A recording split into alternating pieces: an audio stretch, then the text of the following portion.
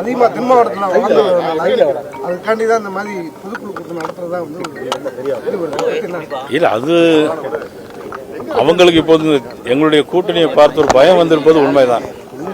பொதுக்குழு நடத்துறது அது அவங்களுடைய உரிமை, அது அவங்களுடைய கட்சியினுடைய பொதுக்குழு, அதுக்கு இதுக்கும் சம்பந்தம் இருக்காது. சார், மோடிக்கும் பயப்பட மாட்டேன், ஈடிக்கும் பயப்பட மாட்டேன்னு சொல்லி உதயநிதி ஸ்டாலின் தொடர்ந்து பேசிட்டு வராரு. நான் அதான் இப்போ சொன்னேன், மோடிக்கும் பயப்பட மாட்டேன் ஈடிக்கும் பயப்படணும்னு சொல்கிறாங்கன்னா 2011ஆம் ஆண்டு மார்ச் மாதம் ஈடி ரைடு எங்கே நடந்துச்சுன்னு உங்களுக்குலாம் தெரியும். அப்போ காங்கிரஸ் ஆட்சி நடந்துச்சு, அதில் கூட்டணி இருந்தாங்க. ஆனால் மேலே ஈடி ரைடு நடக்கும், அதான் கூட்டேன், மேலே ஈடி ரைடு நடக்கும்போது கீழே பேச்சுவார்த்தை நடந்தது. அன்னையிலிருந்து அன்னைக்கு அநேகமாக உதயநிதி ஸ்டாலின் மதிப்புக்குரிய துணை முதலமைச்சர் அவர்கள் கொஞ்சம் சின்ன வயதில் இருந்திருப்பார்னு நினைக்கிறேன். அதனால் அந்த வயசுலேருந்து பயம், இன்னைக்கு அவர் ஈடிக்கு அந்த பயம் இன்னும் வரை இருக்குது. அது மட்டும் இல்லை, பயம் இல்லைன்னாக்கி ரித்தீஷும் இன்னொரு தம்பி பேர் என்ன பேர் விக்ரம் ரஜு இன்னொருத்தர், அவங்கெல்லாம் எதுக்கு லண்டனுக்கு பயந்து போகணும், இங்கேயே இருக்க வேண்டியதானே. அநேகமாக இங்கே தான் இருக்காருன்னு நினைக்கிறேன் அந்த ரித்தீஷ் அவருடைய நண்பர்கள். அவருடைய நண்பர்கள் அவர் கூட கூட்டிகிட்டு அலையலாம்ல, பயம் இல்லைல்ல. அப்போ அவங்கள நண்பர்களை எதுக்கு விலைக்கு வைப்பானே, லண்டனுக்கெல்லாம் போய் ஒழிச்சு ஓட சொல்லுவானே. ஒருத்தர் பெங்களூரோட இருக்காருன்னு செய்தி நேற்று லேண்ட் ஆகிருப்பார்னு நினைக்கிறேன். ஒருத்தர் எல்லாரையும் பார்த்துக்கிட்டு தான் இருக்கிறோம். அப்போ பயம் உள்ளவங்க எதுக்கு நம்முடைய நண்பரை வந்து எதுக்கு லண்டனுக்கு அனுப்பணும், கூட உள்ளவங்க கூட வச்சுக்கலாம்ல. இந்த முருகபக்த மாநாடு வந்து எந்த அளவுக்கு நமக்கு, அதாவது தேர்தலை எதிரொலிக்கிற மாதிரி இருக்குமா? இது முழுக்க முழுக்க பக்தி மாநாடு. இது ஏற்கனவே அரசாங்கம் ஏற்கனவே மதிப்புக்குரிய அறநிலைத்துறை அமைச்சர் சேகர்பாபு அவர்கள் ஏற்கனவே நடத்தினாங்க. அது வேறு. அதை விட இது சிறந்த மக்களுக்கு பயனுள்ள ஒரு பக்தி மாநாடு அமையும்.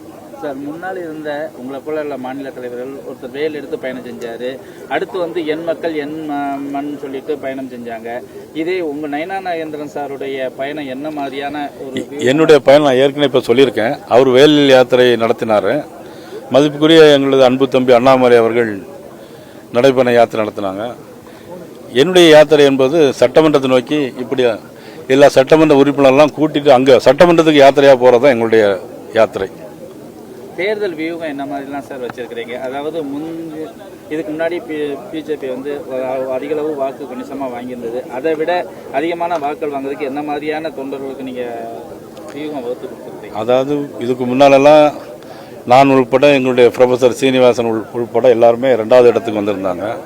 இனி முதல் இடத்துல வந்து தான் சட்டமன்ற உறுப்பினர்களாக நாங்கள் சட்டமன்றத்துக்கு போவோங்கிறது எங்களுடைய செயல். இன்னொரு ஒரு கேள்வி, இந்த டெல்லி பயணம் போய் இப்போ வந்து அவங்க மோடி பார்த்துருக்காங்க, இதை எப்படி பார்க்குறீங்க? மதிப்புக்குரிய முதலமைச்சர் அவர்கள் நிதி ஆயோக் கூட்டத்துக்கு வந்து முதல்ல போகிறது மாதிரி சொன்னாங்க. அதுக்கப்புறம் அது போகிறது மாதிரி இல்லைங்கிற ஒரு கருத்தை சொன்னாங்க. அதுக்கப்புறம் உள்ள சூழ்நிலையில் அடிப்படையில் எதற்காக போனார்கள்ங்கிறது நீங்கள் அவர் முதலமைச்சரை பார்த்து கேட்டால் கொஞ்சம் விளக்கமாக சொல்லுவார். பிரைம் மினிஸ்டர் மோடி அவர்களை தனியாகவும் சந்தித்து பார்த்தாங்க. அதில் என்ன பேசுனீங்கன்னு நீங்கள் வந்து முதலமைச்சரை பார்த்து நம்மளுடைய மீடியா ஊடகங்கள் கேட்டாக்கே தமிழ்நாட்டு மக்களுக்கு விளக்கங்கள் தெரியும்.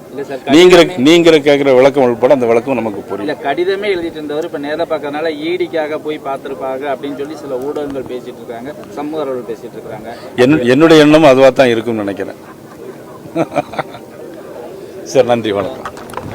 பிளே ஸ்டோர் மற்றும் ஆப் ஸ்டோரில் இருந்து பாலிமர் செயலியை QR கோடு மூலம் பதிவிறக்கம் செய்யுங்கள். செய்திகளை உடனுக்குடன் பெறுங்கள்.